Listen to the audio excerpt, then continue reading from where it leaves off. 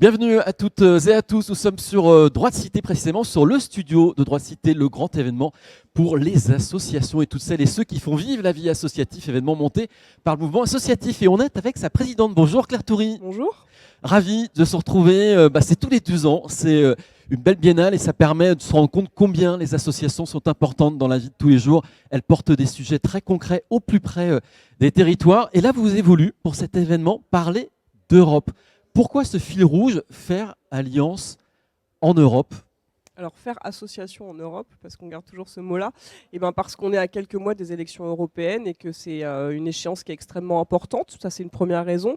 Et la deuxième raison, c'est qu'on a vu ces dernières années à quel point l'Europe était un échelon stratégique, un échelon clé. On l'a vu au moment de la crise sanitaire, on l'a vu au moment de la guerre en Ukraine. Et donc, si besoin, ça nous semblait très important de rappeler que l'Europe, c'est pas simplement ses institutions, c'est pas simplement des endroits où on prend un endroit où on prend des décisions qui nous impactent. C'est aussi des individus qui, au quotidien, portent des projets, font des actions et donc construisent du lien social, du vivre ensemble, font de la citoyenneté, en fait, d'une certaine manière. Et donc ça, alors vous allez me dire, ça, c'est la partie la plus enthousiasmante et intéressante. Donc il faut le dire. Et puis en même temps, on voit monter en Europe et dans le monde des populismes partout. C'est extrêmement inquiétant, c'est extrêmement préoccupant.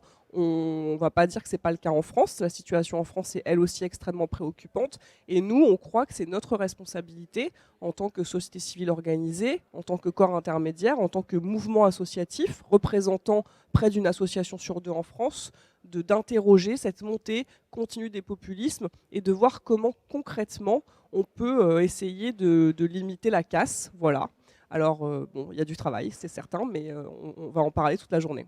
Et surtout que le mouvement associatif défend quotidiennement la liberté des associations à entreprendre, à décider, à monter des projets. C'est liberté associative.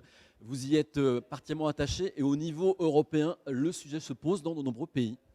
Ouais, alors il se pose en France déjà, puisque vous l'avez dit, depuis quelques années maintenant, ça commence à faire quelques années déjà, on se mobilise très fortement pour les libertés associatives.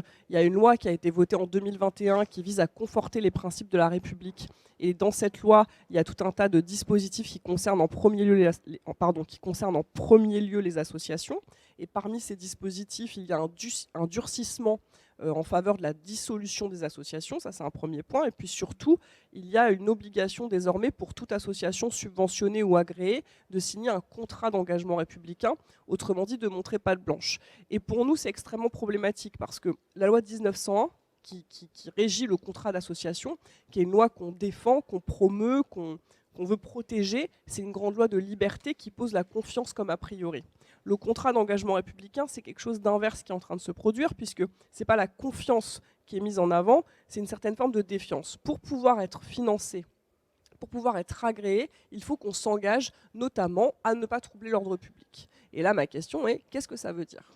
Et la réponse, quand on pose cette question, c'est « ça dépend de l'autorité administrative ». Et c'est là que c'est extrêmement problématique. Donc c'est vrai en France, ce texte a ouvert une boîte de Pandore et on voit, et j'en parlerai un petit peu plus tard dans la journée, on voit que tout le monde se permet beaucoup de choses à l'égard des associations, de plus en plus. Et moi, je crois qu'on doit dire stop et qu'on doit être extrêmement ferme là-dessus. Et puis c'est vrai aussi ailleurs dans le monde, en Hongrie, en Pologne, voilà, c'est extrêmement problématique ce qui se passe. Alors, il y a un texte qui est en cours, qui est un projet de directive d'association transfrontalière en Europe, qui vise justement à protéger les libertés associatives, qui est une bonne chose, voilà, qui est une bonne nouvelle, mais il faut qu'on soit vigilant, mobilisé, attentif, et je dirais même plus, il faudrait qu'on soit beaucoup mieux organisé que ce qu'on ne l'est à l'échelle européenne. Et ça, il y a encore du travail. Voilà, et c'est pour ça que le thème de cette édition, c'est faire association en Europe, et ça pose aussi cette question des alliances. Vous ramenez souvent ce sujet sur la place publique, l'importance des alliances, ne pas être chacun dans son couloir. Il faut travailler ensemble, il faut jouer collectif aujourd'hui pour affronter toutes ces transitions qui sont en cours dans notre société et qui ont un impact sociétal fort. Il faut jouer collectif. Alors je le raconterai tout à l'heure, mais je vous le dis maintenant.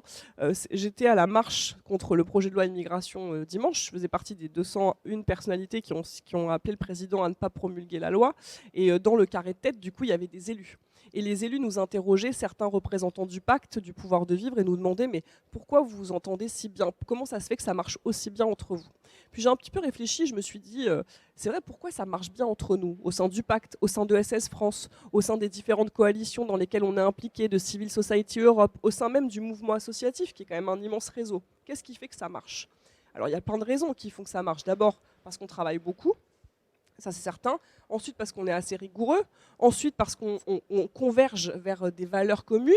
Ensuite, parce qu'on est convaincu que à plusieurs, on sera beaucoup plus fort. Mais il y a une chose qui est très, très, très importante, qui dépasse peut-être toutes les autres choses, c'est la confiance. C'est ça qu'on travaille en permanence. On s'écoute, on essaie de se comprendre, de s'entendre, de se mettre à la place des uns et des autres, de s'enrichir mutuellement de nos expériences diverses. Et donc, cette confiance, on essaie de la travailler en permanence. Et ça, c'est quelque chose que nos représentants politiques ont un peu trop oublié de travailler ces dernières années, je crois. Et moi, je suis fière de dire que dans nos organisations, c'est pas parfait, mais la question de la confiance, ça revient en permanence et on essaie de travailler ça de manière très importante. Voilà, et la confiance, c'est important pour nouer des alliances. Et faire alliance, mais dans quel but? C'est pour construire une société plus inclusive? Quelle est la vision qui est portée? Je dirais qu'il y a deux. Si je dois répondre ce matin précisément, vu l'état dans lequel je me trouve, il y en a deux. Déjà, un, parce que je crois qu'on a perdu la bataille culturelle. Et que perdre la bataille culturelle, ça ne veut pas dire qu'on a perdu la guerre, mais qu'à cette date, on a perdu la bataille culturelle.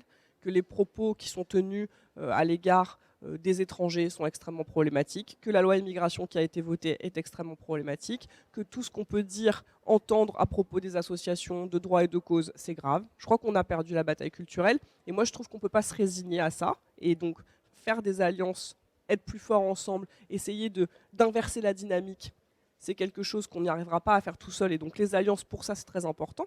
Et puis l'autre raison c'est qu'on a besoin de travailler à des alternatives qui soient désirables. Et qu'est-ce que c'est le monde associatif finalement? C'est c'est 2, 3, 4, 5, 20 personnes qui à un moment ou à un autre se rassemblent pour porter un projet, pour défendre une cause, pour identifier des solutions concrètes à partir du réel. Ça vient du réel, ça vient du terrain. Donc c'est quelque chose du coup qui est très puissant parce que c'est ancré dans la réalité. Et donc ça veut dire que ça peut être partagé par le plus grand nombre, accepté par le plus grand nombre. Et donc ça permet de travailler des solutions, des alternatives qui soient acceptables, qui soient concrètes, qui soient désirables. Et il me semble que c'est ce dont on a besoin. On a besoin d'horizons multiples, on a besoin d'un champ politique plus large. Alors je ne dis pas qu'on va faire de la politique partisane, ce n'est pas le sujet, ce n'est pas du tout ça qu'on va faire. En revanche, interpeller, challenger, dire que ça ne va pas, parce qu'il y a des moments où ça ne va pas, dire que notre démocratie, elle mérite mieux, parce que c'est le cas, je crois, ça fait partie de nos responsabilités aussi en tant que dirigeants associatifs et en tant que mouvement associatif. Donc pas d'action de politique partisane, mais donc des messages que vous adressez, des interpellations. Et alors ça sera ma dernière question. Justement, vous allez le faire à l'occasion de ce droit de cité, puisque vous avez convié les représentants des partis politiques qui vont concourir aux élections européennes. Avec quelle volonté, quel message vous voulez leur faire passer? Vous allez les challenger sur quoi? On a envie de les entendre sur leur projet, en fait. Déjà, qu'est-ce qu'ils ont envie de porter? Alors, d'un point de vue des solidarités, d'un point de vue de la transition écologique, d'un point de vue démocratique. Et puis, on a envie de les entendre sur la place de la société civile en Europe. Comment ils considèrent notre place? Comment ils comptent exercer le pouvoir? On est un peu obsédé par l'exercice du pouvoir, c'est vrai, mais en même temps, on a raison, je crois qu'on a quelques raisons pour ça. Comment ils comptent traiter avec les corps intermédiaires? Quelle est leur considération, leur conception des corps intermédiaires, de leur rôle, de leur place? Ça, c'est quelque chose qu'on va essayer d'interroger, mais on le fera après une table ronde sur justement comment on peut faire face à la montée des populismes en Europe en tant que société civile organisée, en tant que corps intermédiaire. Et on a invité autour de cette première table ronde des associatifs, des mutualistes, des syndicalistes, et on veut justement essayer de voir en quoi les alliances, sans être la réponse à tous les problèmes, peuvent quand même nous permettre d'entrevoir des solutions et donc construire un chemin qui soit désirable. Voilà.